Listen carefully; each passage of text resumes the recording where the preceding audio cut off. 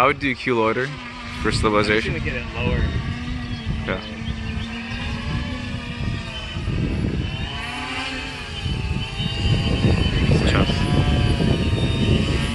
It's a big craft to come down really quick. Wrong direction.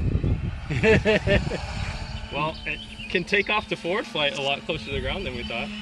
I think you want that for safety. Yeah. True. That's fine. Alright, so you're in Q loiter, about 20 amps.